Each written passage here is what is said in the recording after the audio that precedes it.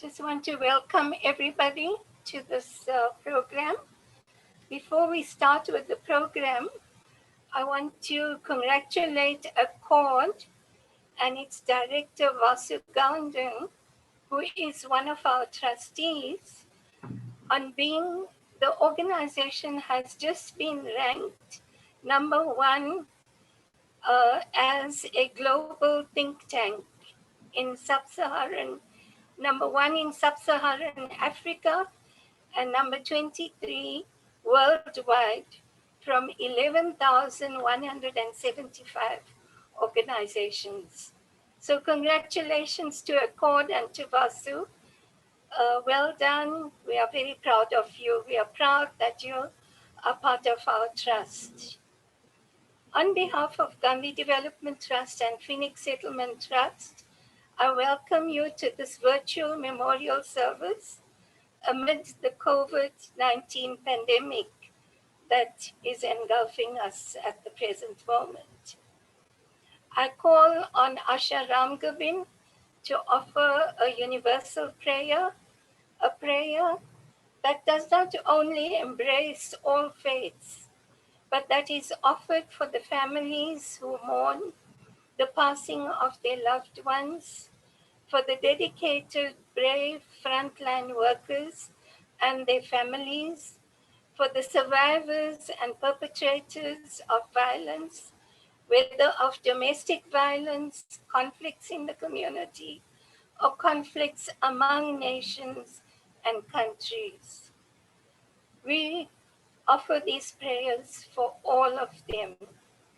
Accompanying Asha will be Priyadarshini Mashruwala, who will recite Gandhiji's favorite hymn, Lead Kindly Light, in Gujarati.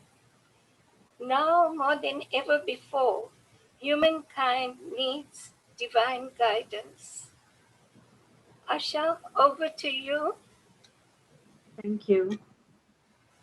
Let us begin by observing a moment of silence and bring our attention into our hearts, holding with love all the pain, loss, and suffering of this time.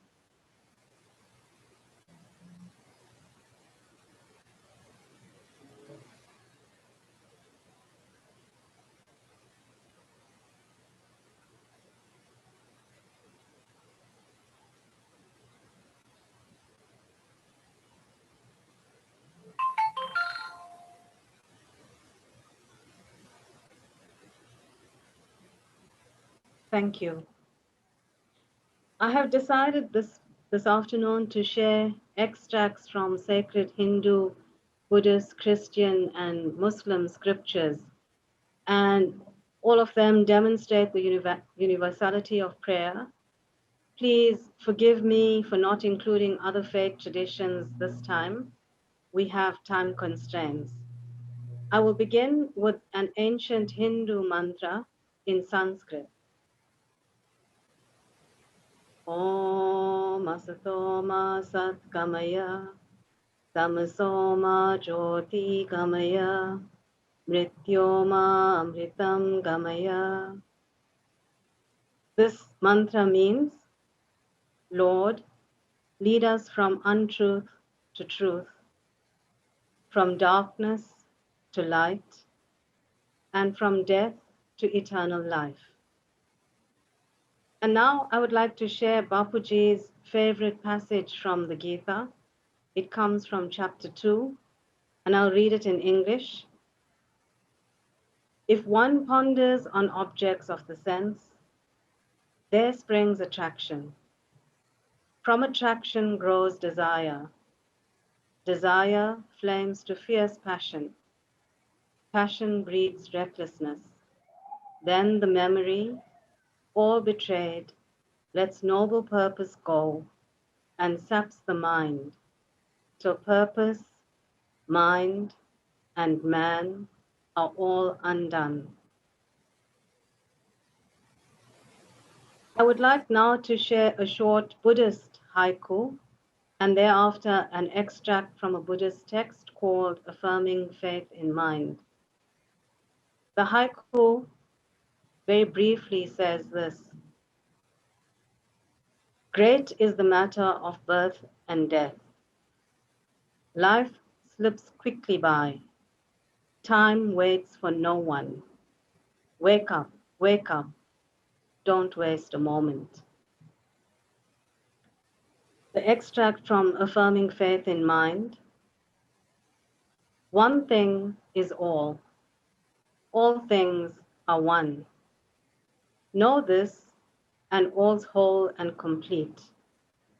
When faith and mind are not separate, and not separate are mind and faith, this is beyond all words, all thoughts. For here, there is no yesterday, no tomorrow, no today. Bapuji's favorite passage from the Bible was Jesus' Sermon on the Mount, or the Beatitudes. Blessed are the poor in spirit, for theirs is the kingdom of heaven. Blessed are the meek, for they shall possess the earth. Blessed are they who mourn, for they shall be comforted. Blessed are they who hunger and thirst for justice, for they shall be satisfied. Blessed are the merciful, for they shall obtain mercy. Blessed are the clean of heart, for they shall see God. Blessed are the peacemakers, for they shall be called the children of God. Blessed are they who suffer persecution for justice' sake, for theirs is the kingdom of heaven. Blessed are you when men reproach you and persecute you, and speaking falsely, say all manner of evil against you for my sake. We end our prayer with two verses from the Quran. The first is the opening verse of the Quran. In the name of God, the compassionate, the merciful. Praise be to God, Lord of the worlds, the compassionate, the merciful, King on the day of reckoning. Thee only do we worship, and to thee do we cry for help. Guide thou us on the straight path, the path of those to whom thou hast been gracious, with whom thou art not angry, and who do not go astray. And finally, a verse of praise from the Quran.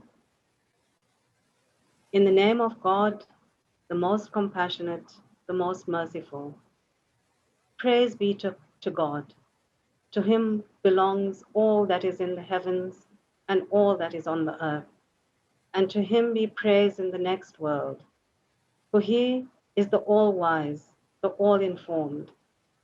He knows what enters into the earth and what proceeds from it, and what comes down from heaven and what goes up into it. And he is the merciful, the forgiving. Amen. Piyu, Priyadarshini, over to you. Please unmute.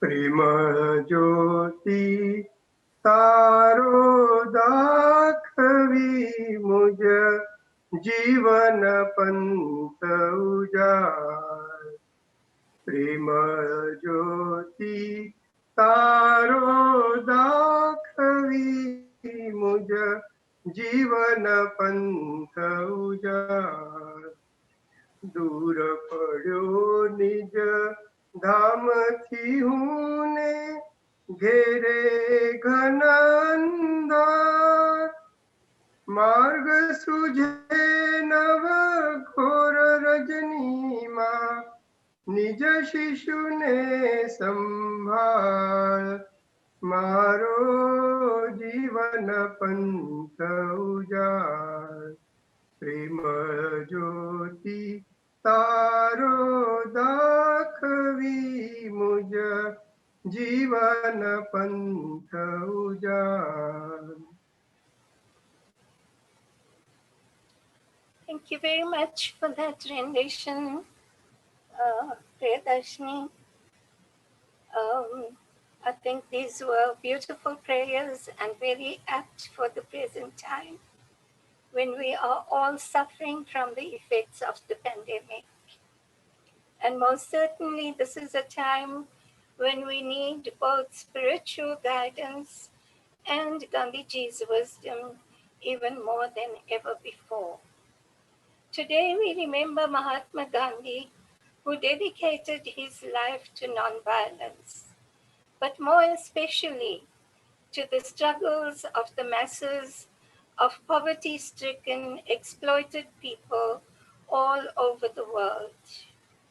Freedom for him was leading the downtrodden, exploited masses of the people out of their situation and into a life of dignity, self worth, and physical, mental, and spiritual upliftment. Sadly, his work was cut short when he was assassinated on the 30th of January 1948 while walking to a prayer meeting in Delhi, in India. This was a time when India had just obtained independence from British rule, but the independence came at a huge cost.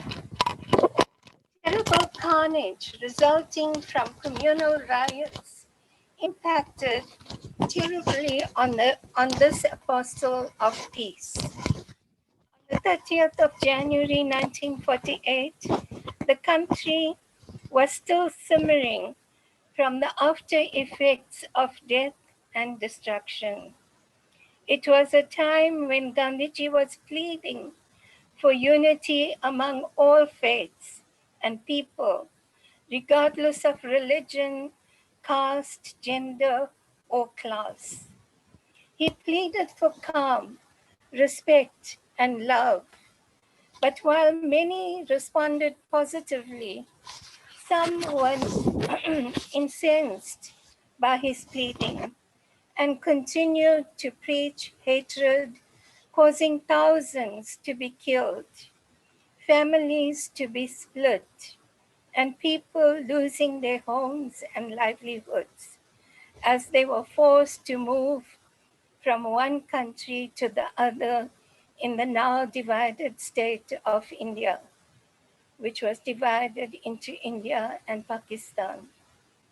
Gandhiji walked amongst the wounded and the families of the victims and urged them to stop the violence. He pleaded for friendship and camaraderie between the two countries. But some were not happy with these peace efforts and were not happy with the negotiations process.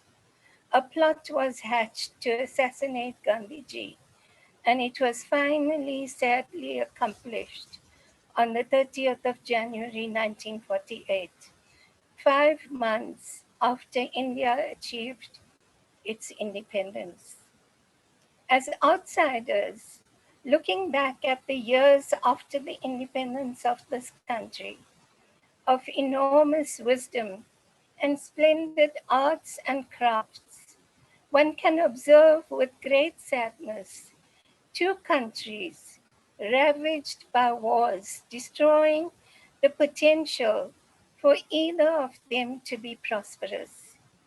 Indeed, both countries are struggling to deal with its large, poverty stricken population. In recent times, both countries have built nuclear arsenals, which can, if used, destroy both with equal severity. We shall hear from more about nuclear weapons from our keynote speakers. As we deal with the pandemic, we see more clearly than ever before that all our lives are interwoven.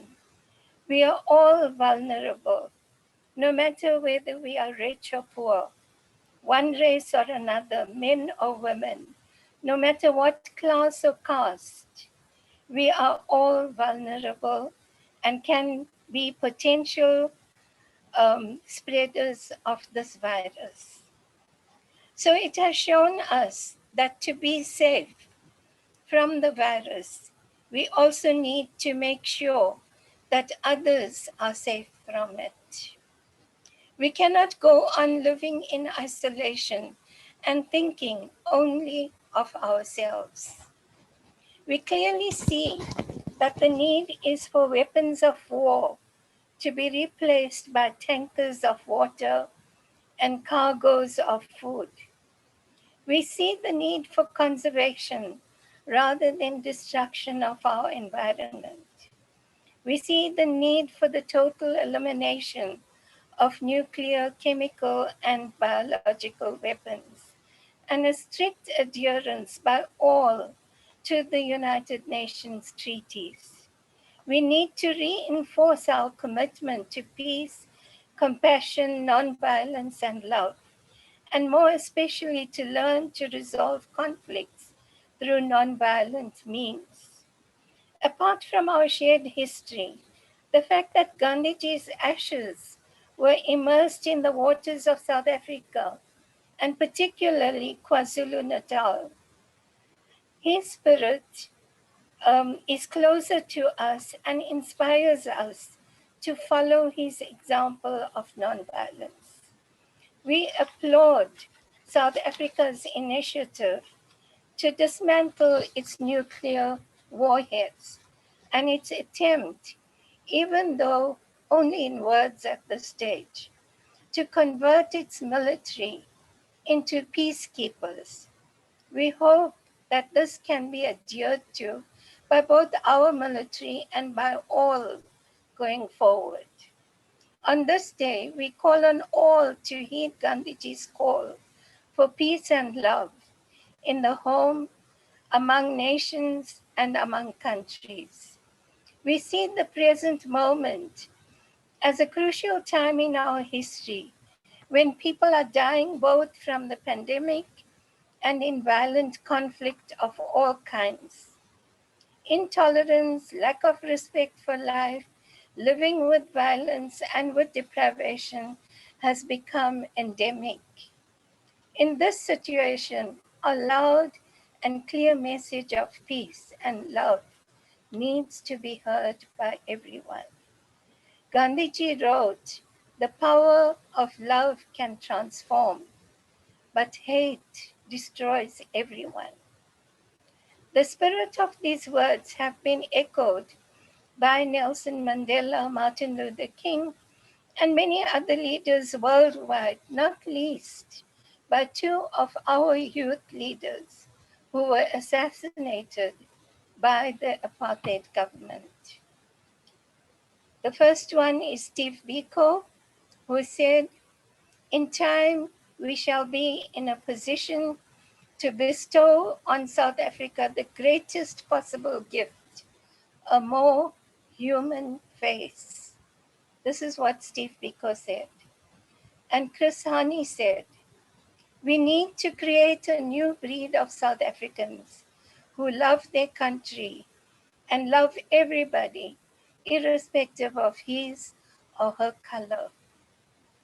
In a small way, we are trying to promote these messages. We will now watch a short video which indicates some of our work. Kedar, over to you.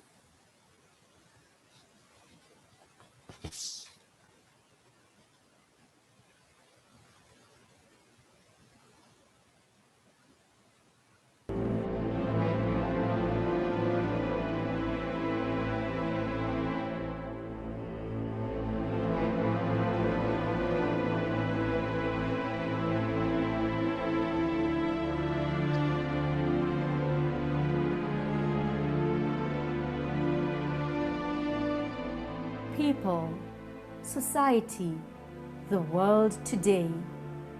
A degeneration of basic human values as violence, power, greed and negative media seem to have taken over.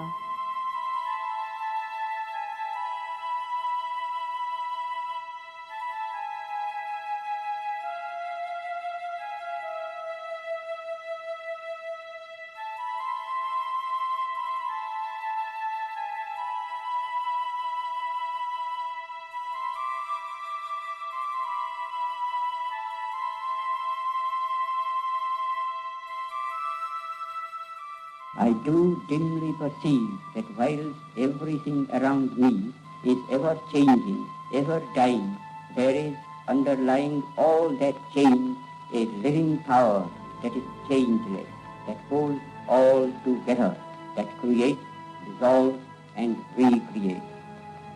That informing power of spirit is God. For I can see that in the midst of death, life persists. In the midst of untruth, truth persists. In the midst of darkness, light persists. Hence I gather that God is life, truth, light. Faith transcends reason.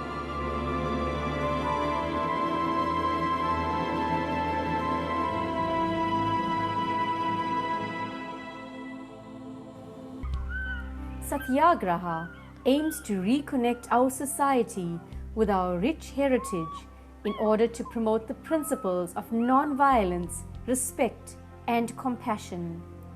It also aims to foster national religious reconciliation, a clearer development of identity, an understanding of the socio-political nature of our society and our world, and our role in promoting developmental goals in order to achieve a better life for all.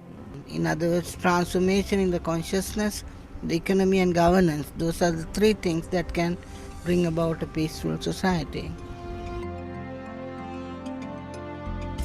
And we are very proud that we are in South Africa. For all citizens of the term Satyagraha was in itself coined in South Africa, and this is something that Mr. Kearney had just spoken about, by Mahatma Gandhi at Gandhiji's request to replace the English phrase passive resistance.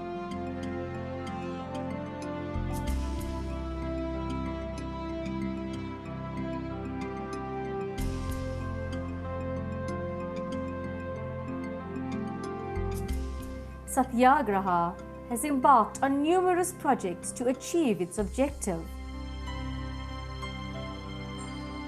Some of them include the publication of a monthly newspaper, the development of exhibition material, the annual Salt March, and the Satyagraha Awards evening.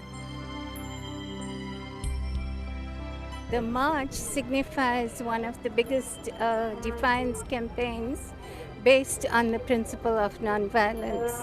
So it's very relevant to South Africa.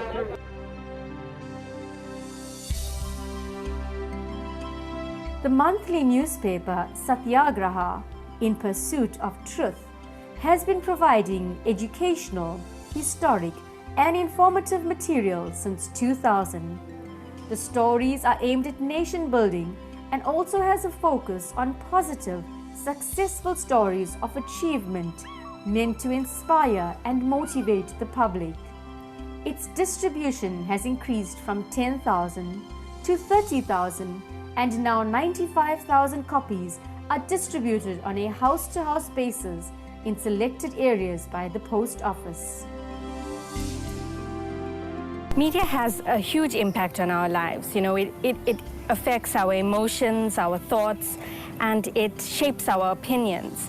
So the type of stories that are carried through by the media impact on people's lives, and therefore it is important for them to perceive positive stories, which is definitely lacking in the media today. The annual Salt March, which originated in India in 1930, reflects Gandhi's philosophy of peaceful resistance. The reenactment of the Salt March is one of the events that contribute to that goal by involving schools, youth, and welcoming members of the public to participate. it is also aimed at building commitment in people towards a non-violent way of life. When Gandhi came to South Africa, he was a barrister, and then the experience that he had, experiencing the brutalities of the colonialists over the local people, turned him into a leader who ultimately used his skills of peaceful resistance to liberate India, and it's the same spirit that has been incorporated in our own liberation struggle.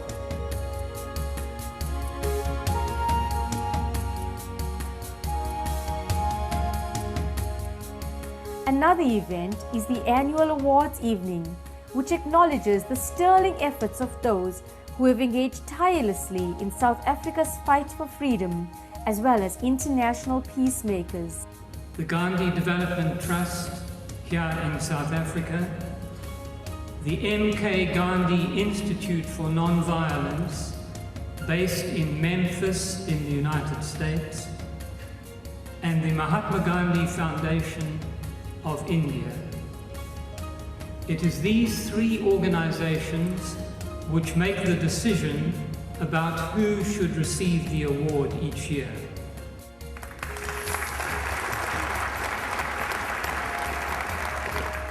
The award was established because these three organizations believe that the Gandhian ideals of non-violence, compassion, love and understanding are even more important and more urgently needed in the world today.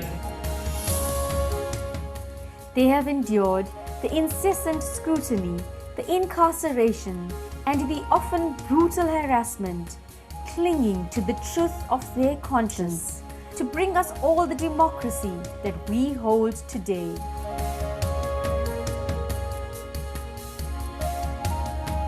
It is indeed only by cherishing this truth that the growth and flowering of South Africa's freedom will be assured.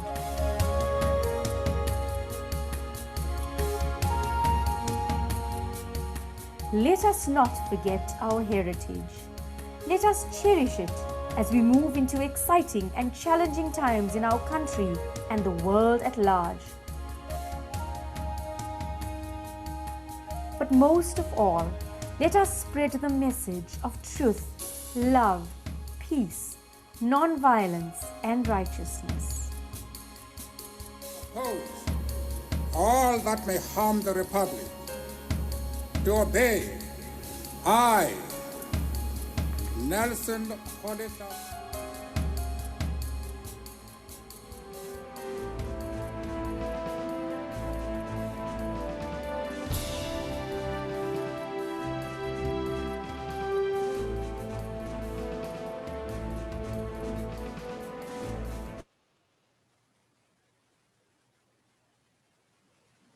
Thank you, Kedar and Selvin, and the producer of the video, Sudha Singh of African Lotus. Now we will see a short video produced by Asha Ram Gobind, which depicts the history of the Mahatma Gandhi essay competition. Kedar, over to you.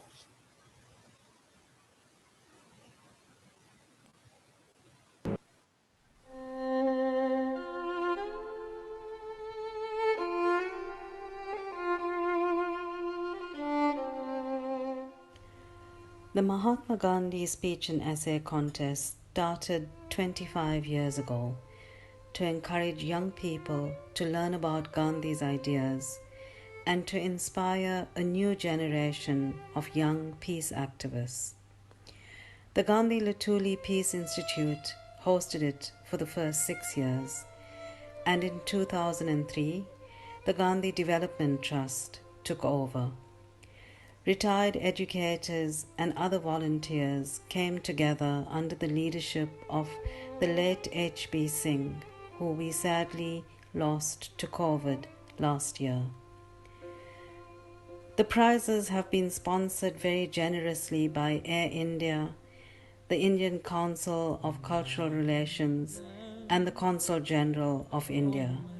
We are truly grateful for your ongoing and consistent support.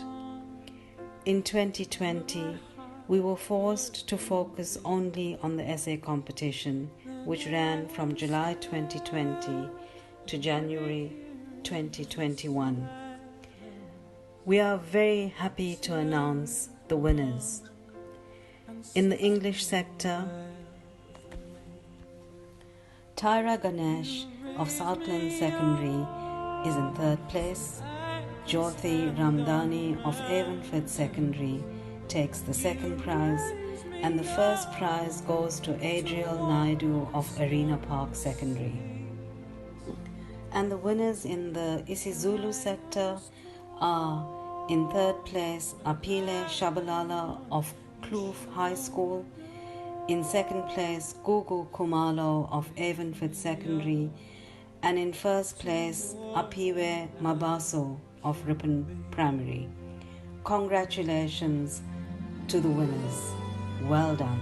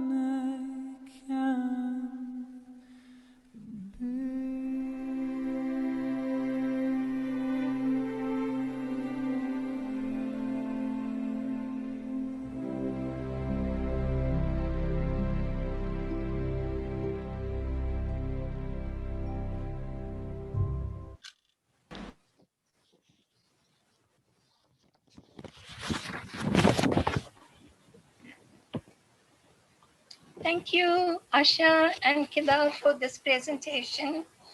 Kedar, please check on the sound because it seems that other participants are not able to hear clearly. Please check on that. As was mentioned in the clip, a grade 7 student, Apire Mabaso of Ripon Road Primary School, is the winner of the isiZulu essay. Unfortunately, she has not as yet returned from her village, where she is unable to access internet facilities, and hence her essay will be read by Nzwake Mbata, who will also give a summarized translation of the essay. The English winner is Adriel Naidu, a grade 12 student of Arena Park Secondary, and he will read his essay himself. Kedar, over to you.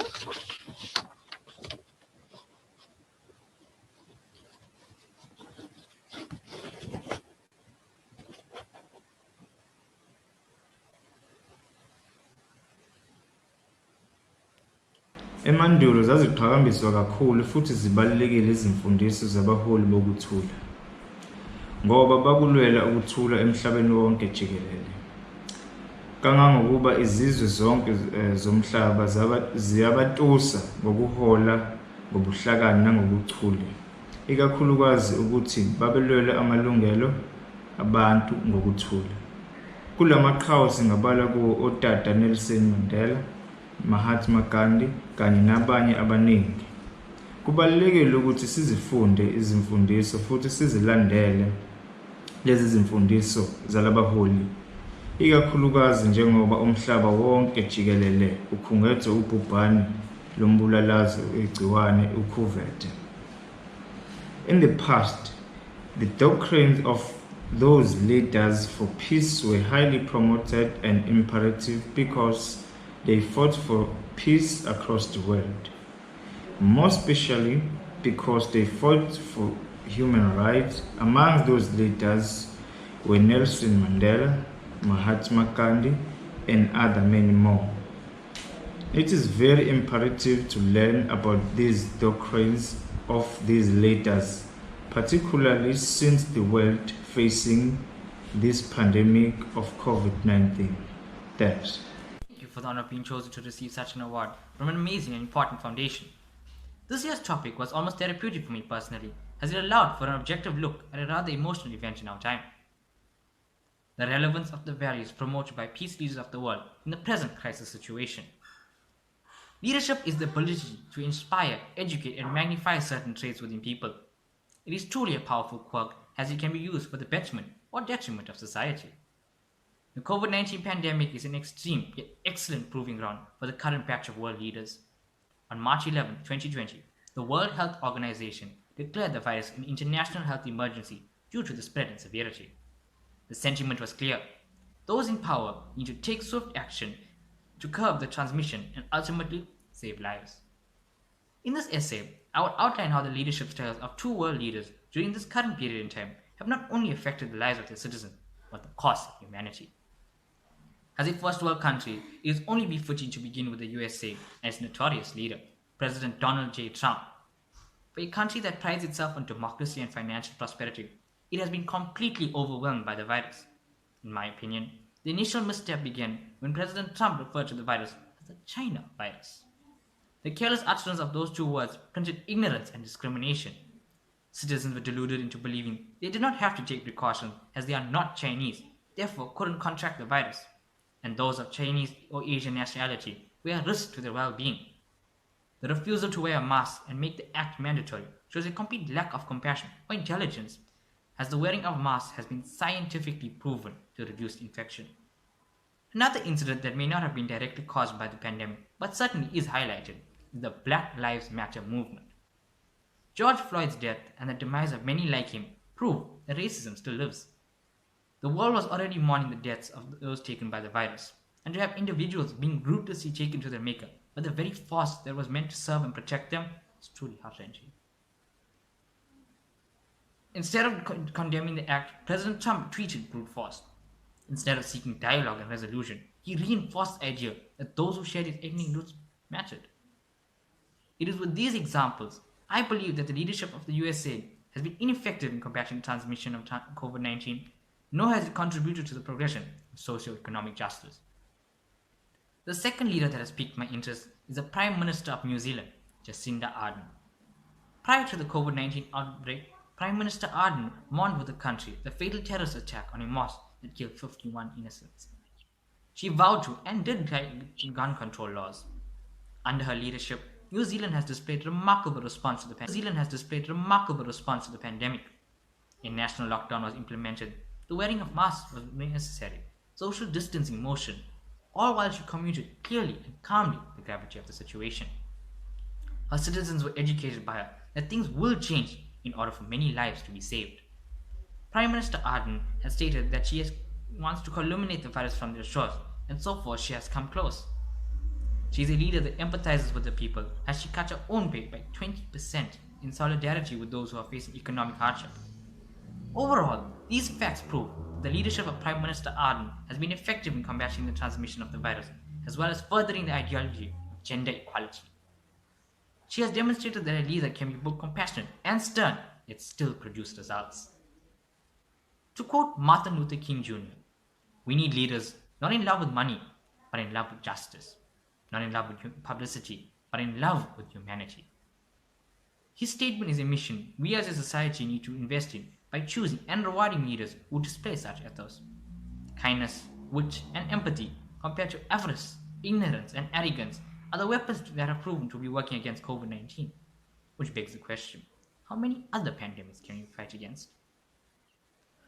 To end off, I would like to point out that in the months since I have written this essay, much has changed in the political landscape of America, thus proving that as time goes on, circumstances do improve if good people band together.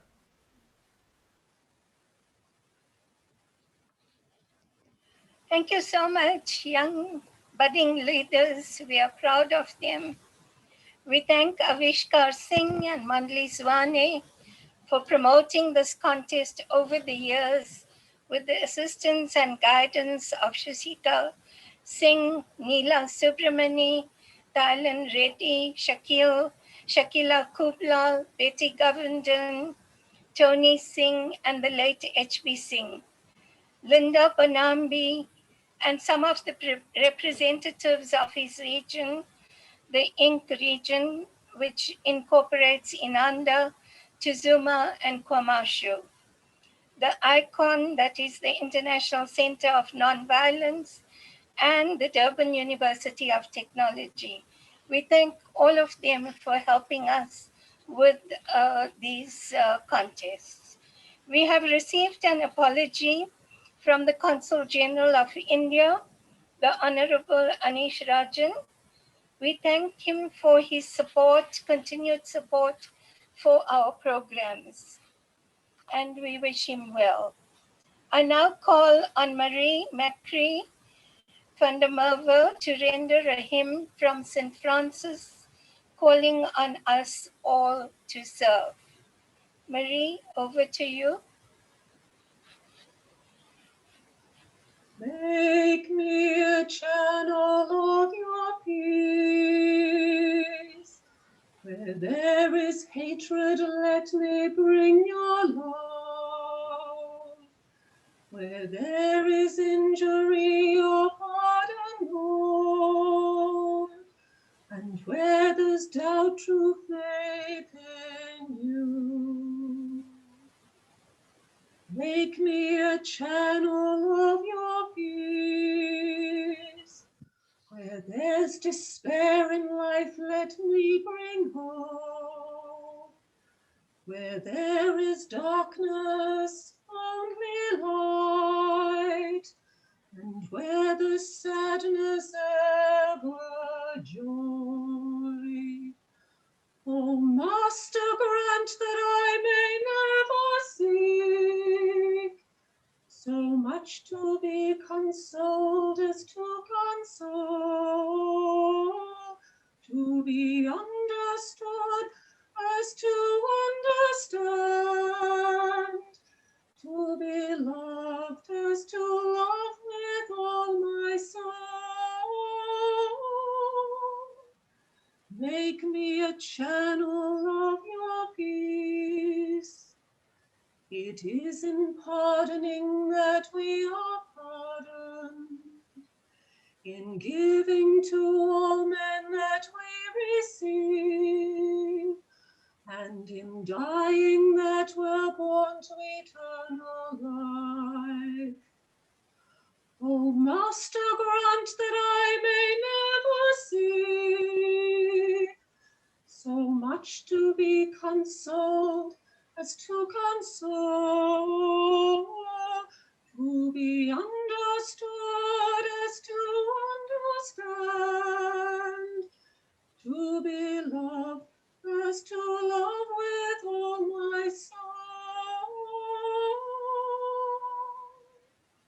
Make me a channel of your peace. Where there's despair in life, let me bring hope. Where there is darkness, only light. And where the sadness ever joy.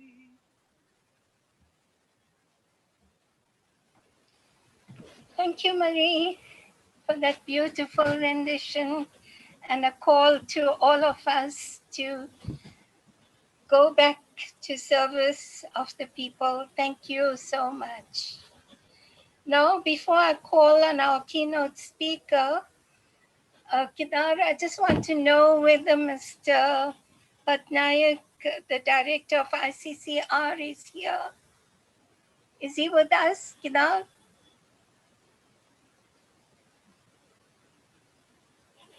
Kedar?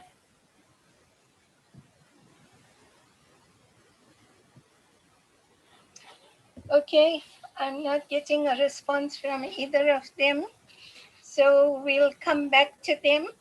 I would now like to call on our keynote speakers, Vanda Proskova and Elaine Way, both of whom have spent many years working towards the abolition of nuclear weapons and creating a peaceful, non-violent world.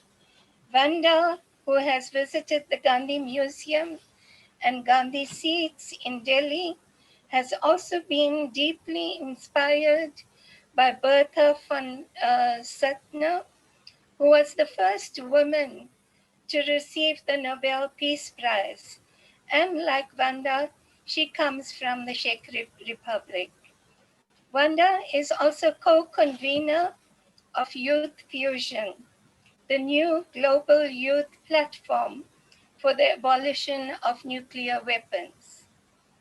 Elaine has had a long engagement with the teaching and examples of Mahatma Gandhi for more than over 30 years.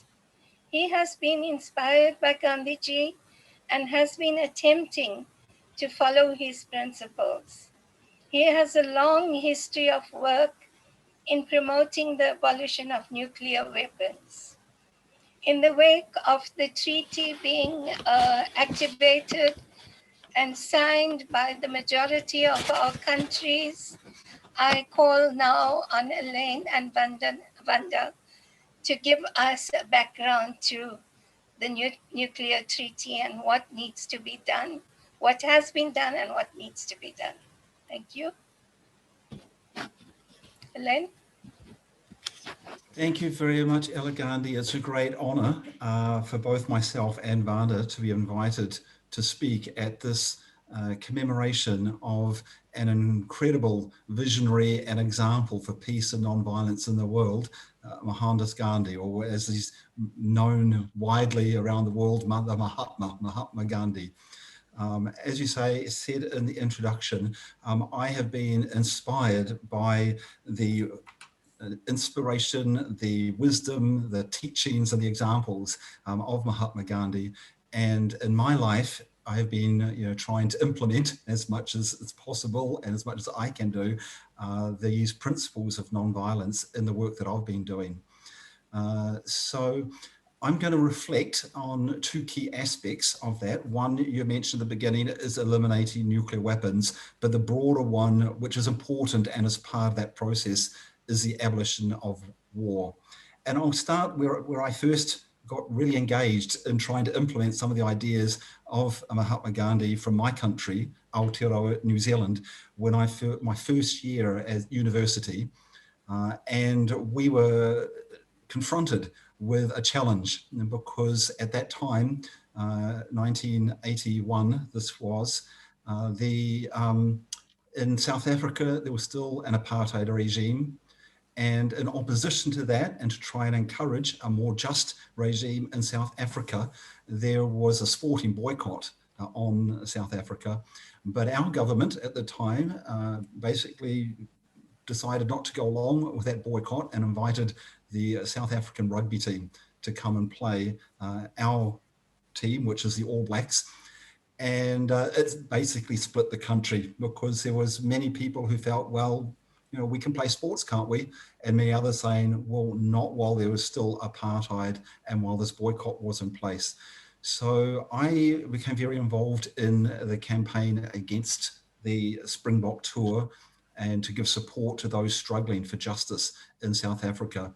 And this was quite intense because we were coming up with, you know, angry football players, a very repressive police regime who wanted to reaffirm, you know, the government's position on this. And as you can see from some of these photos from back in 1981, there were various activities of employing non-violent direct action or satyagraha, not just saying we disagree with a tour, but actually going to where the football matches were being played and doing peaceful occupations of football fields.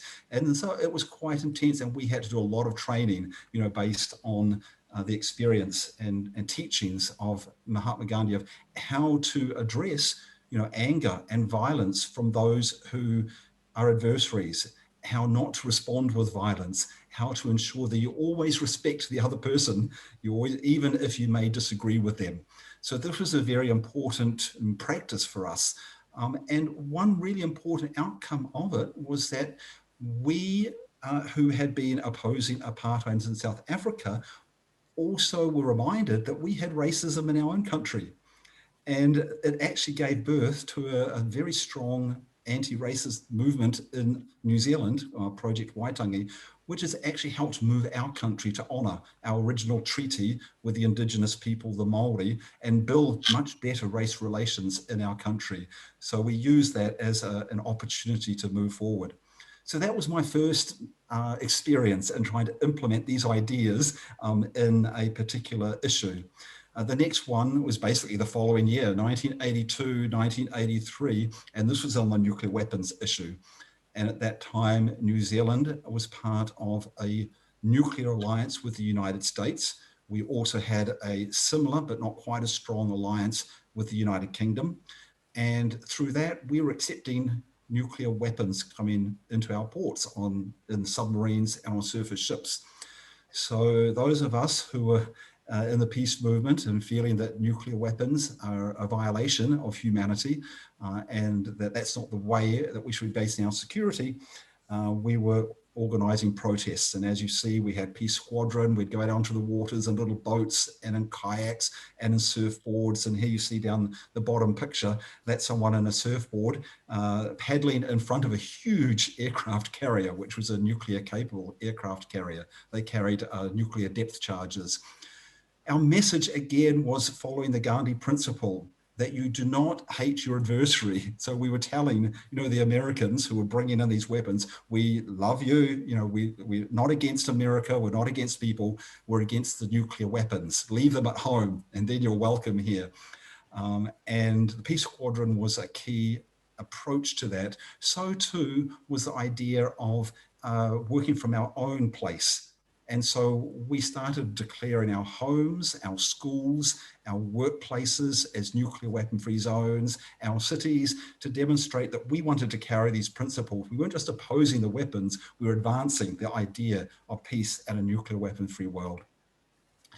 Then I've also been involved in some other developments of the use of non-violence, of ahimsa, of satyagraha, and also this idea that Mahatma Gandhi had of a non-violent peace force, which he called Shanti Sena. And so I was very involved in taking this idea forward as well. What this is not just that you use non-violence in issues that you may be directly engaged in, but also that you can bring it into other situations as like a mediating influence. And this is the idea of a non-violent peace force to help two opposing sides to be able to tone down the violence and come together and try and resolve the conflicts. So here are a few manifestations of this idea of Gandhi's, Shanti Sena, Peace Brigades International, which was established in 1981 and has teams of non-violent intermediaries that go into areas where there's human rights violations and are like international witness, to protect, the human rights workers, again, as a non-violent intermediary. And then there's another version of that, the Non-Violent Peace Force, which was established in India in 2003, with the idea that this could grow much bigger and create larger peace forces that would take these principles forward. And one other example of it was in 1991, the Gulf Peace Team, when we were on the verge of the war between the United States and their forces and Iraq. And I was involved in the Gulf Peace Team, which sent a team to Iraq to sit on the border between Iraq and Saudi Arabia to say, don't fight, while I was based in New York lobbying the United Nations. It wasn't successful, the Gulf Peace Team, but what it did demonstrate is that there can be connections between non-violent activism at the grassroots level and bringing these principles into our international bodies like the United Nations, because we actually managed to get a number of very positive approaches advanced in the Security Council that could have resolved the war, resolved the conflict without a war. And it gave us ideas about how to better use this, even though we weren't successful that time. And that leads me to the basis of the UN Charter, which emerged like a phoenix out of the ashes of the Second World War. And the United Nations is based very much on the principles of nonviolence. It's not 100% there, but it's very close. And it very much follows ideas that Mahatma Gandhi put forward, that peace will not come out of a clash of arms, but out of justice lived and done by unarmed nations in the face of odds. And this is the primary purpose of the UN Charter. And there are many aspects in the Charter about how to attain justice and how to bring economic justice and human rights justice to the world in non-violent ways. But the key things is that it set up the idea of that violence should be opposed. Chapter 1 prohibits the threat or use of force in international relations. Chapter 6 provides some of the mechanisms for resolving conflicts peacefully: mediation, arbitration, negotiation, regional mechanisms, and also the International Court of Justice, which is a place where countries can take their disputes to resolve them rather than resorting to the threat or use of force. And this has been successful in many occasions. There are many conflicts that have been resolved through these mechanisms of the United Nations, but the problem is not all. There have also been failures, and that's where we want to move from many successes to complete success and move towards the abolition of war. And to do that, we need all countries to accept the jurisdiction of the International Court of Justice. We need all countries to pay more attention to Chapter 6 and to use those mechanisms more than they do at the moment. We need more countries to do what Costa Rica has done, which is to adopt peace constitutions where they actually abolish the army as a standing institution, so that their first course is always a peaceful approach to the conflicts that come up. If we have this, I believe it's possible that we can abolish war by 2045, the 100th anniversary of the United Nations. And here we will then have a harmony of the ideals of Mahatma Gandhi implemented at the international level between nations. Now on the nuclear weapons issue, which is what Ella mentioned before, the last couple of weeks have been have paid a lot of attention to this issue of nuclear weapons. First, I'll start with some quotes from Mahatma Gandhi. Mahatma Gandhi first talked about the danger of nuclear weapons. After hearing about the nuclear bombing of Hiroshima and Nagasaki, he said, "Unless now the world adopts non-violence, it will spell certain suicide for mankind." What does that mean? It means that he didn't trust this idea of nuclear deterrence, that you can establish peace and a sustainable peace by threatening to destroy others with nuclear weapons. What he says, it will spell certain suicide. So far, we have been lucky that we have not had nuclear weapons used in war since Hiroshima and Nagasaki, but that luck will not last forever. This is why there is a requirement to eliminate these weapons. The second thing that Mahatma Gandhi talked about in quotes was the impact of nuclear weapons. And interestingly enough, Gandhi went beyond just the idea of physical impact, you know, how it might affect health or the environment. He actually talked about how it impacts our soul, which goes much deeper, you know, and he said, you know, the atom bomb brought an empty victory to the Allied arms, but it resulted for the time being in destroying the soul of Japan. What has happened to the soul of the destroying nation is yet too early to see. I think this is the most important sentence, because basically it's saying that if you are someone who is relying on threatening to annihilate someone else, you are dehumanizing yourself. You are dehumanizing them by thinking that you can annihilate them with weapons, but you're dehumanizing yourself too. And that's the danger to the soul. That's not just an individual soul, that's our soul of humanity. So nuclear weapons threaten our soul of humanity. That's what that impact is. It's another reason we have to get rid of them. Then the third thing that Gandhi addressed in some of his quotes was solution. How do we emerge from this? And he said the moral to be legitimately drawn from the supreme tragedy of the bomb is it will not be destroyed by counter bombs, even as violence cannot be by counter violence. Mankind has to get out of violence only through non-violence. So we're not going to get rid of nuclear weapons by replacing them with another weapon. I can't mute myself. We need to replace it by common security and humanity. So now I'll look very quickly at what are some of the developments that are happening. I won't go into details on these. For details, you can go to, for example, this website Unfold Zero, which is United Nations and Nuclear Disarmed, and we have more information on it. But just very quickly, there is a lot happening at the United Nations that we as civil society can become engaged in. Firstly, just a couple of days ago was the anniversary of UN Resolution 11, the first resolution of the United Nations that put forward the goal, the aspiration for the elimination of nuclear weapons, adopted in 1946 by consensus. Following that, there is a number of legal mechanisms that have come into play.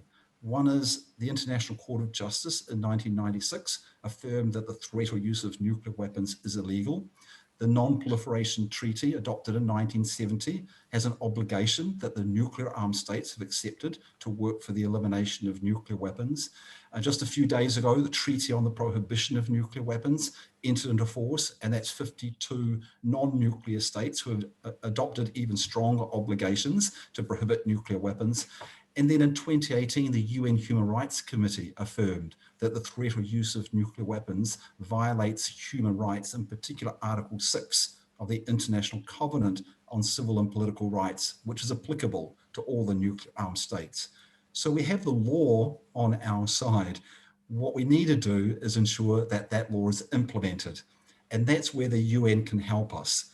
The United Nations have forums where governments come together, where we can talk about ideas, where we can listen, because in order to achieve a peaceful and nuclear-free and non-violent world, we have to listen to others as well as talk. We have to resolve the issues.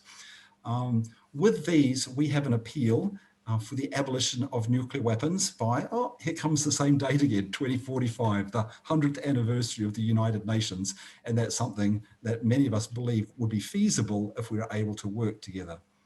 So I'll just go quickly through this treaty on the prohibition of nuclear weapons, which was adopted, entered into force a few days ago. As I mentioned, it's non-nuclear states have adopted this. The nuclear armed and allied states haven't signed on.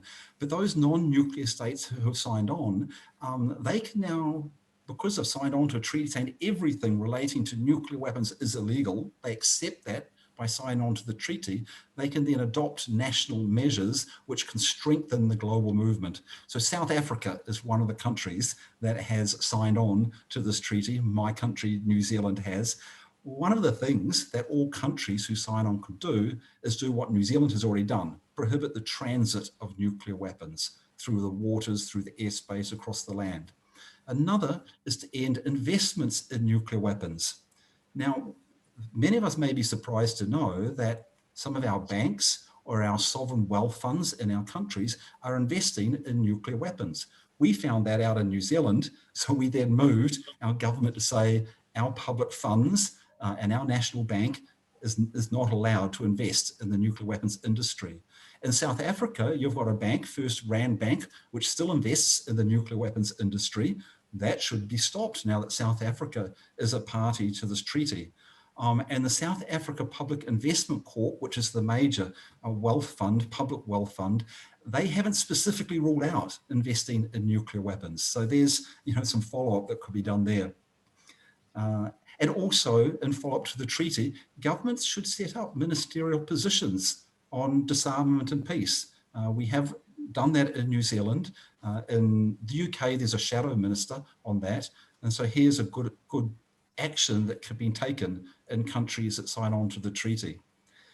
I mentioned that the nuclear armed and allied states have said that they are not supporting this new treaty, and they're unlikely to join because they weren't involved in the negotiations, and some of their concerns weren't met in the negotiations. So what do we do about engaging the nuclear armed and allied states in the elimination of nuclear weapons? Well, there are many possibilities to do that.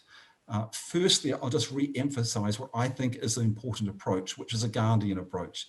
That is, we don't treat those countries or those people who support nuclear weapons as the enemy. We treat the weapons as the enemy.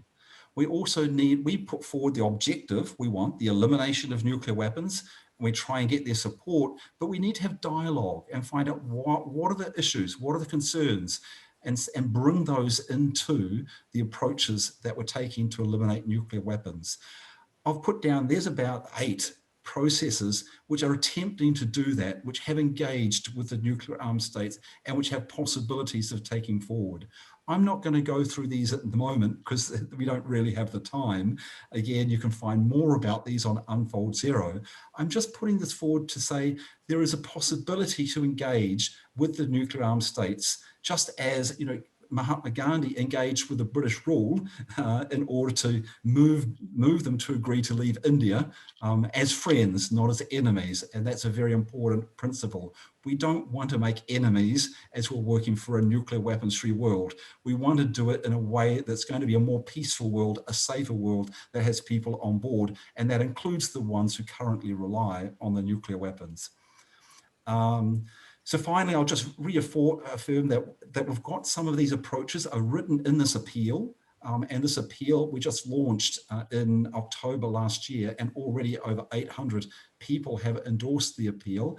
And one of those is Ella Gandhi. And we had a wonderful, not just an endorsement from Ella Gandhi, but a wonderful quote. We have a number of the endorsers have given quotes, and Ella Gandhi's quote I put here is saying, 75 years is too many for the nuclear weapons. They should have been abolished.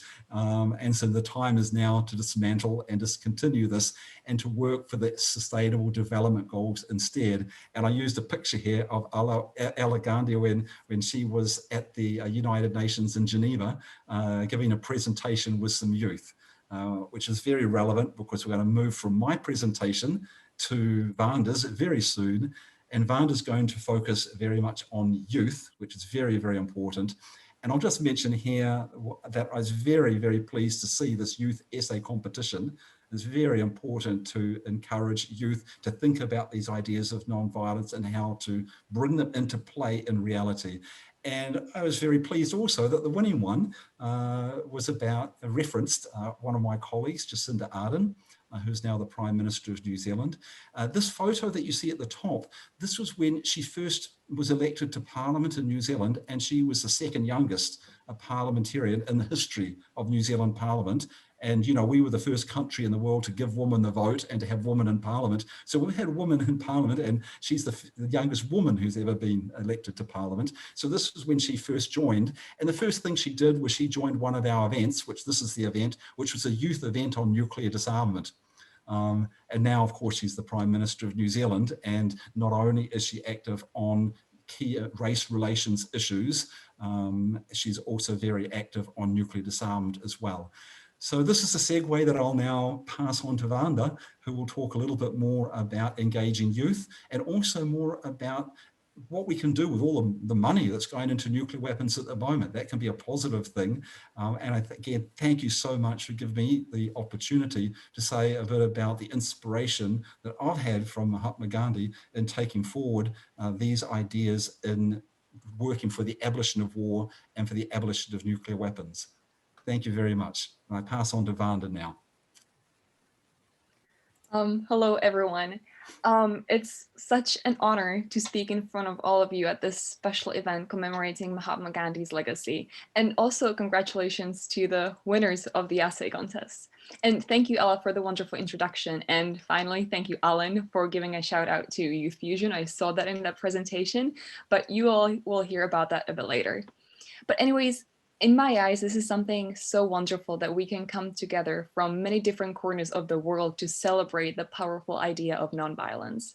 You know, we come from different backgrounds, we're experienced in different situations, but we all have a connection to Gandhi's thoughts, a way they influence us or a way they guide us. I remember in school, we were doing readings out parts of Gandhi's diary, and I had to dig up my old notes and school notes for this. And we read about, you know, the train incident showcasing strong racism, or the Salt March in colonial India, or the golden rule of conduct based on mutual toleration. And this only to me proves how his ideas can be and are used across the spectrum of our thinking, behavior, and activities. And I think this is something that we could also clearly see from Alan's presentation so well.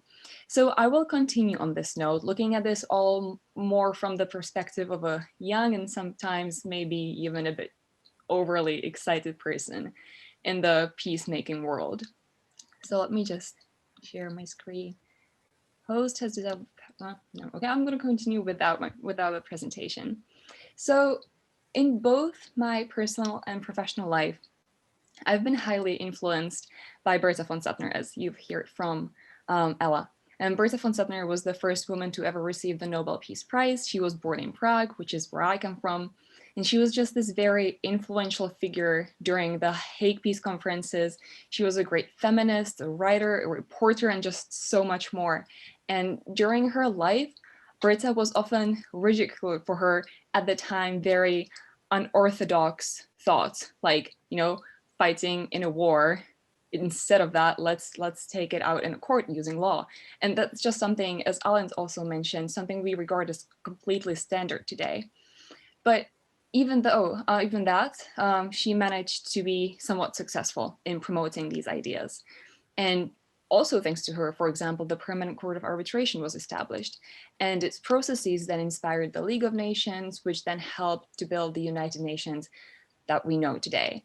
And while Bertha von Suttner and Gandhi both lived very different lives that cannot really be compared, and they came from different backgrounds and looked at peace and nonviolence from a different perspective, they shared one important thing, and that was using very innovative ways for their time to make an impact and to make a true difference.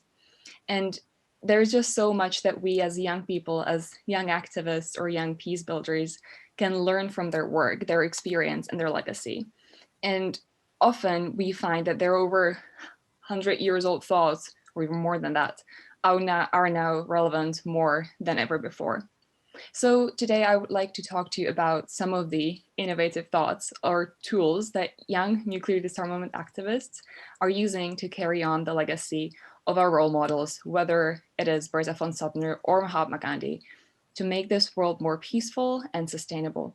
Because at the end of the day, you must be the change you wish to see in the world. And of course, I'm quoting on Gandhi here. Alan has also built a nice bridge for me when he talked about We the People's 2020.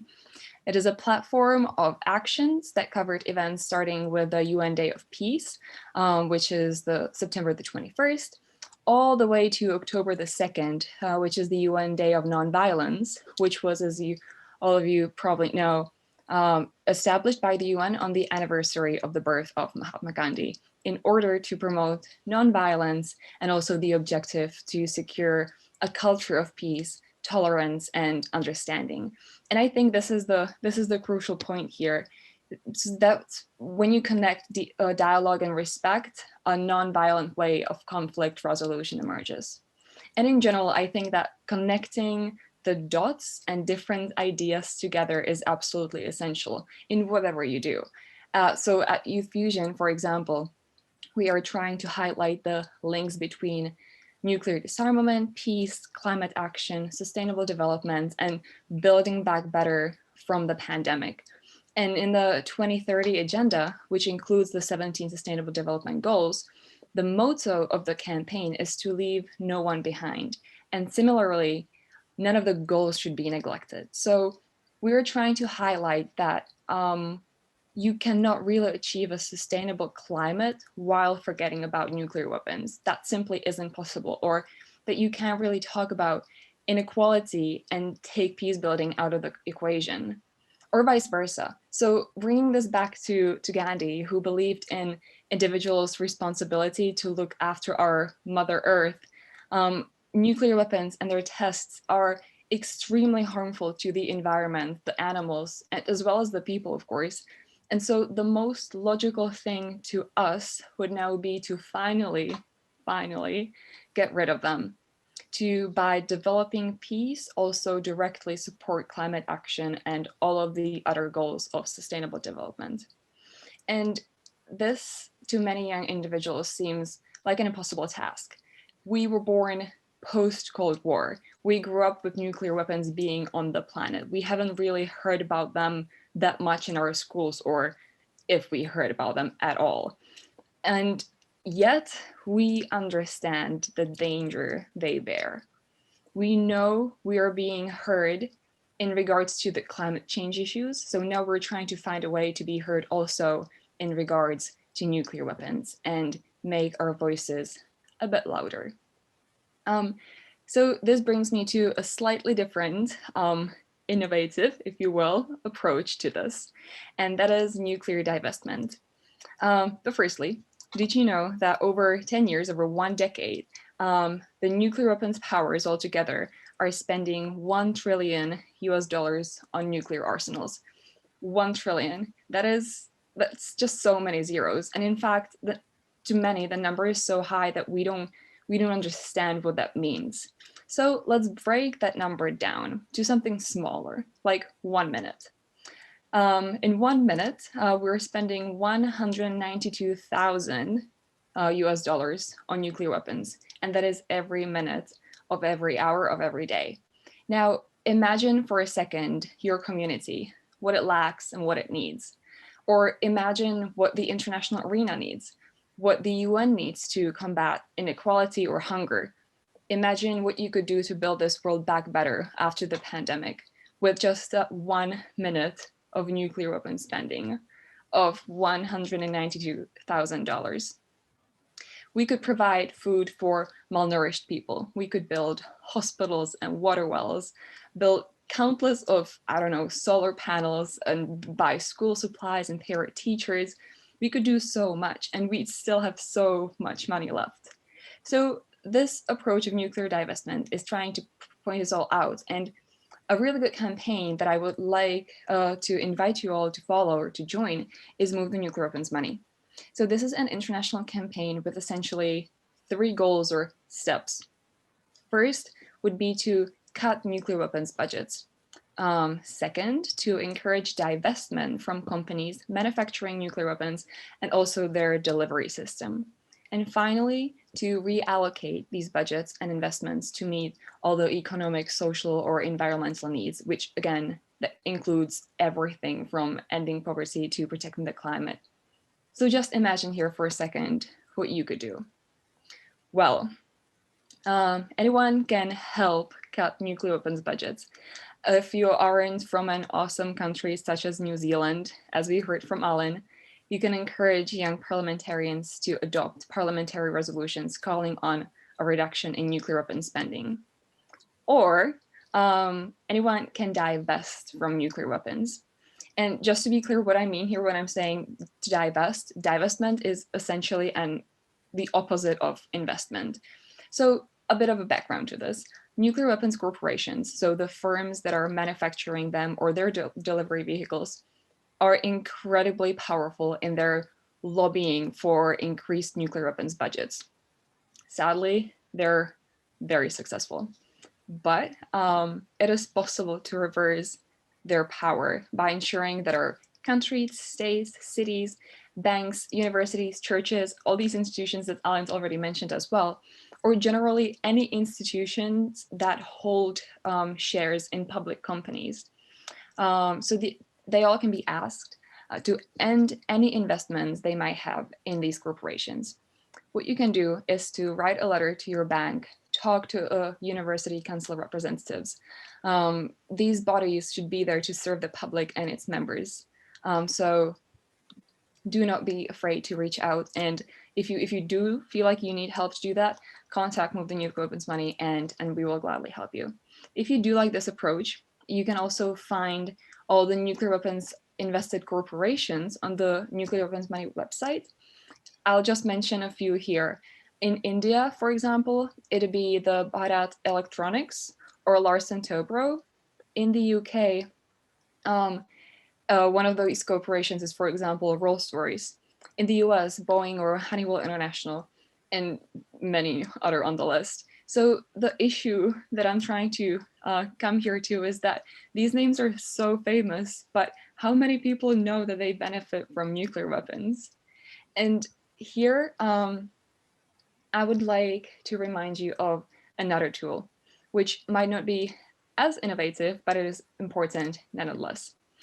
Another Gandhi's principle is that work and knowledge should go together, and that work and knowledge connection brings me to our online campaigns. You know, in 2021, there is nothing easier and safer than working online. And whether your favorite platform is Facebook, Instagram, Twitter, or email, please do share fact-checked information on that platform. And specifically at Move the Nuclear Weapons Money, we are doing our meme campaign. Now our endorsers support us with their quotes, which we then turn into a meme and share on our social media. They can then reshare it, and that allows the campaign to reach audiences which would probably not be able to be reached without them, while spreading the word on nuclear weapon spending and that. So here I would like to invite you all to follow the campaign or to join it by sending in your quote and picture and help us spread the word on nuclear weapons. And also would like to say here that Ala Gandhi is our endorser, and we'd like to thank you for that.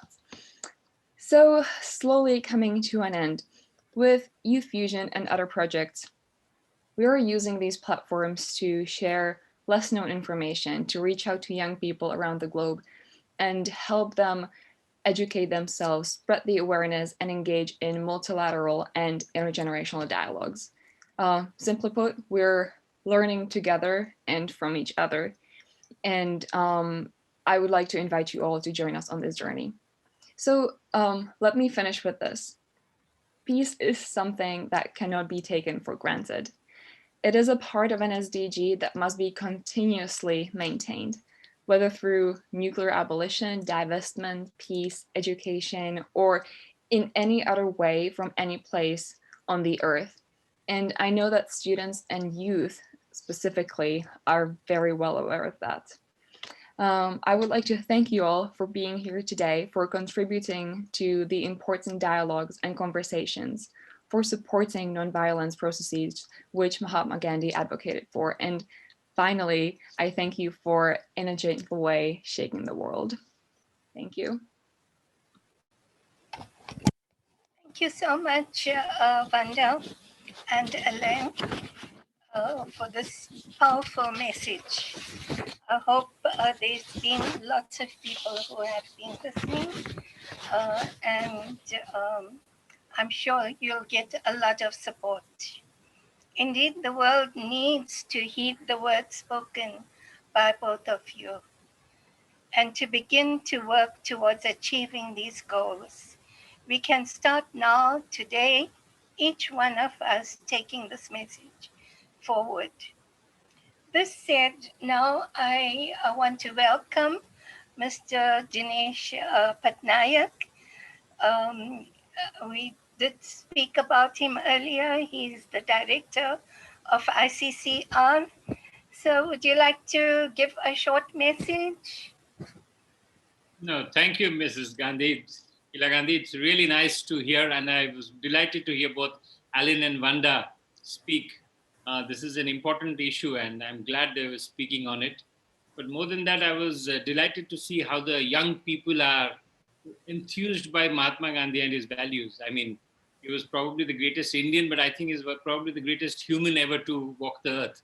So I call him Indian because I feel proud of it, but he belongs to the whole of humanity. He just is not Indian as such. So really proud. But what makes me very happy about it is when young people like Vanda and Alina are following Mahatma Gandhi, because today we need that a lot. What has happened with COVID is government has become actually more important than before. Everybody wants government to intervene into helping people, and when governments intervene, it has many repercussions, but the obvious part of it is that there are a lot of young people now interested in politics. You saw what happened in the US, you're seeing it happening everywhere. Young people are now following politics much more strongly. They're trying to see what it is happening.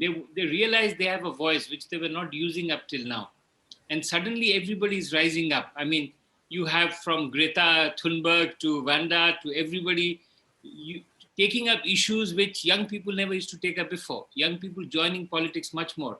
So Gandhi becomes an inspiration because what he brought to politics was something very important. First of all, the whole idea that you can combat tyranny, you can go against the establishment, you can go against in a very non-violent way. What all of us are doing in a little way is to go up and actually combat tyranny or to go against establishment in a non-violent way. What happened on Capitol or what is happening across the world is not something which I endorse. Violence in any way is something nobody endorses. I don't think so any of the young people actually want violence. The reason they came out to vote in the US so strongly, the reason they're doing the activism all over the place is because they realize violence is not the answer. So something which Mahatma Gandhi actually brought forth, that the non-violent way. Non-violent, one of the most important is that non-violence doesn't mean surrender. It is surrender without subordination. So it's not that you subordinate yourself to somebody by being non-violent, that I'm willing to accept what you do. It is that I surrender without subordination. I am not subordinate to you, but I surrender. You can do what you want. And that's a very powerful message. The young people need to get that message. And the second most important message that the young people need to get is that in politics, you need to have basic values. Politics is not anarchy. Politics needs values. What are the values? Values of courtesy, a basic courtesy that politics gives to each other. We had a president of the US who threw courtesy out of the window. So, you need to have courtesy in politics. You need to have transparency in politics. People need to know what you're doing. Gandhi was open. Everybody knew what he was doing. He wrote about it. He spoke about it. He went to jail. Everybody saw it. There is no hide and seek in politics. Politics has to be open and in the front. People need to know what they're doing. These are values which are very important for the young to understand. And the last, most important thing is what he brought, which is interfaith understanding. Many politics, I have been seeing in the 50s and 60s in the US, the black movement actually, Black Lives Matter is a great thing, but black movement moved out because different movements came up. The Islamic movement came up, the communist movement came up. There are a whole lot of movements came up. So movements actually work against each other. When faiths work against each other, it's more dangerous. So what Gandhi taught, all these three things, which is non-violence, courtesy and transparency politics, and interfaith and understanding, and religious tolerance. This is something which the youth of today really need. And I'm glad that young people like Vanda and Aline and the people who are in the writing the essay competition, etc., are understanding this, because it's important for the young people to understand what Mahatma Gandhi left behind, a legacy, is something we have to continue because the world needs it. There are, of course, naysayers, there are people who will speak all kinds of things, which is part of what democracy is. We have to let everybody speak. But what I want to tell people who speak about it is that you have to look at the man and his action, his politics, what he did. Personality, he was a human being at the end of it. I mean, all of us are human beings. To be able to rise beyond your failings is more important. All the youth need to learn that. that what I have feelings as a young woman, if I have tattoos or if I do something wrong as a young person, doesn't define what I'm going to be in future. What I'm in future is not defined by my actions when I'm a young person. So these are things which we all need to know. And I'm delighted that you are having this. Mrs. Gandhi, I don't want to take too much of your time. I'm really happy that such an event is taking place. And I'm very happy that young people are actually coming to the front and talking about it. So thank you very much. I will not take up much time. And I wish you all the best on this. Thank you very much. Thank you. Thank you so much. And thank you for all your support over the years. Thank you. I would now like to call upon our very valued trustee of the Gandhi Development Trust, Dr. Sia Okele Gubani, to give some concluding remarks.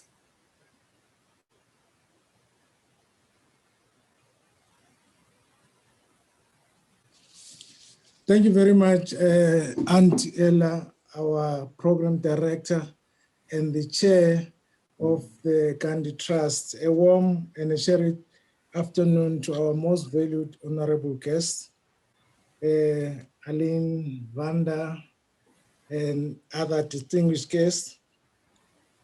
We welcome you to our country, South Africa.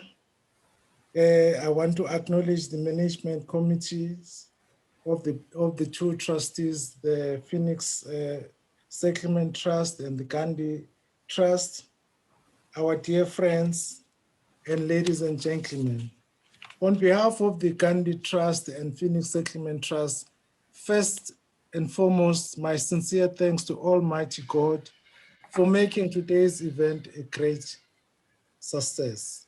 By His grace, we are able to make this august event what it is today. I think you will agree with me that we've learned quite a lot on nuclear weapons and the motive behind it and how it could be avoided. But I think this is by the Almighty's grace that this was a success. And thank you very much to all the dignitaries present. Some of them we can see, some of them we can't see, but they can see us. I give a heartfelt vote of thanks to our guest speakers, Aline Ware, Vanda Proskova, who spent their busiest time gracing this occasion. Today, we had an opportunity to hear your thoughts, and this is definitely encouraging us in our future events. And Ella has requested me to share you the vision of the Gandhi Trust together with the Gandhi Settlement Trust.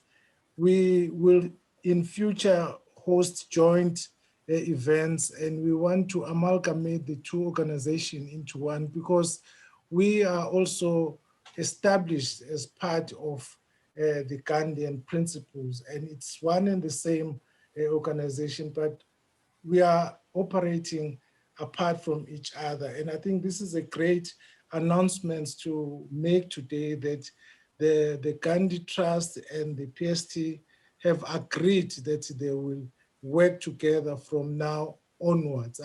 If we were live, we would applaud for that decision because it's a milestone in the history of Gandhi truly. We want to thank you for your thoughts that have enlightened our minds and also shown us a new perspective of Gandhi's thoughts and what he fought for. Thanks to all the speakers for sharing opinions today. I thank all the staff within the two organizations for hosting the memorial service and the presentation of the awards of the Mahatma Gandhi Essay Contest 2020. We've heard the history that it's now 25 years of existence, and it is one of our most important event, and it has become our flagship in the organization. I want also to acknowledge the technical team, Kida and your team, and also thank all the artists present for the musical renditions. We really enjoyed them. And I'm glad that the technical team is recording this event and we can hear the music over and over again. I lack words for their appreciation and their willingness to complete tasks beyond their comfort zone. They work so hard.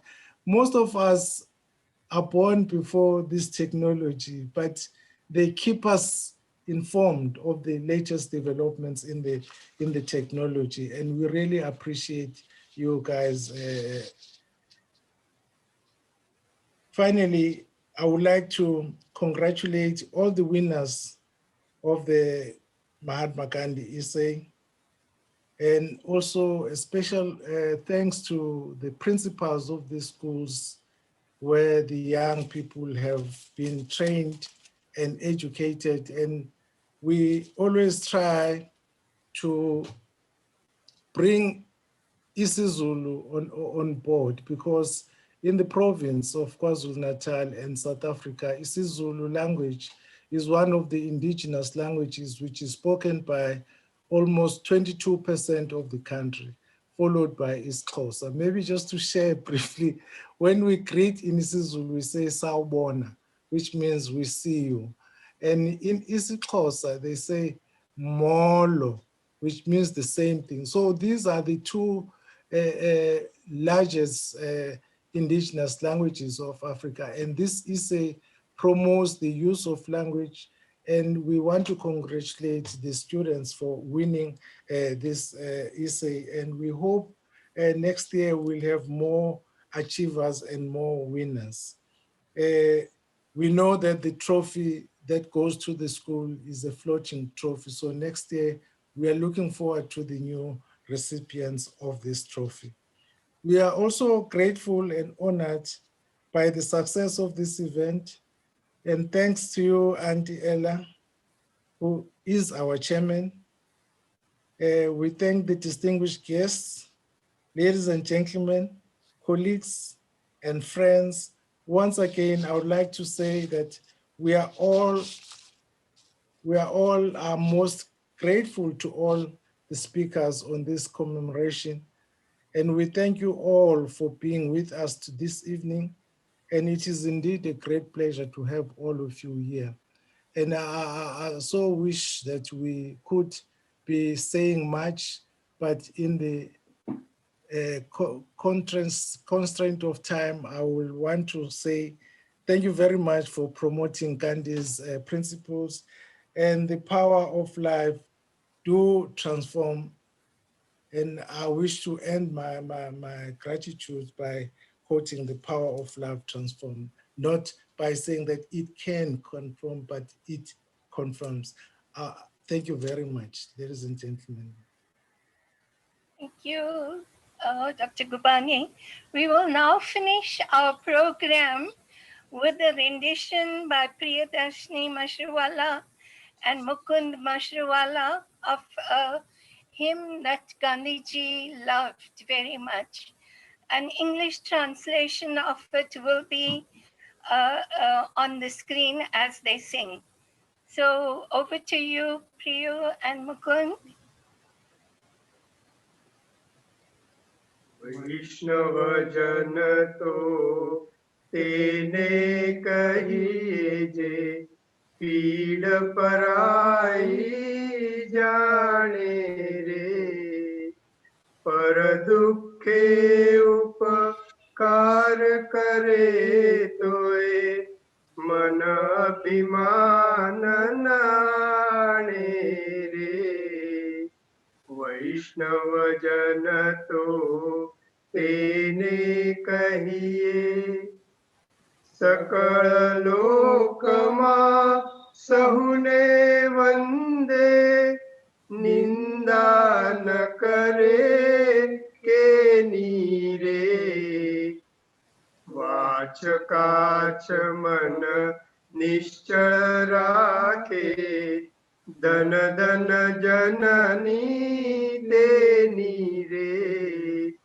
वैष्णव जन तो तेने कहिए સમદૃષ્ટિને તૃષ્ણા ત્યાગી પરશ્રી જેને માતરે જીવવા થકી અસત્ય ન બોલે પરધન નવ ઝાલે હાથ રે વૈષ્ણવ જન તો તેને કહીએ મોહ માયા વ્યાપે નહીં જેને દૃઢ વૈરાગ્ય જેના મન મારે રામ નામ શું તાળી લાગી સકળ તીરથ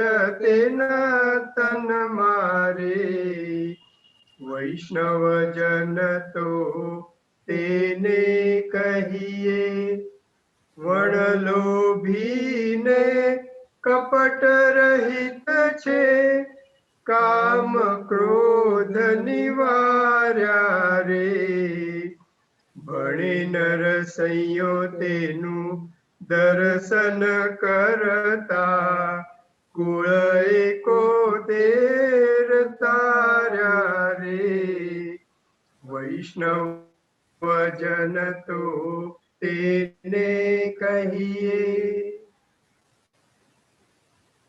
Thank you so much for that beautiful rendition. Thank you again, Dr. Gubani and all the guests. Thank you, Dr. Patnaik, Marie, Asha, everyone, Priyu, Mukund, Elaine, Vanda, all of you, and to all the viewers, thank you for participating and encouraging us on this day. Let us take a strong message back home today. All the best wishes to all of you, and may you have a wonderful day ahead. Thank you. Goodbye. Namaste.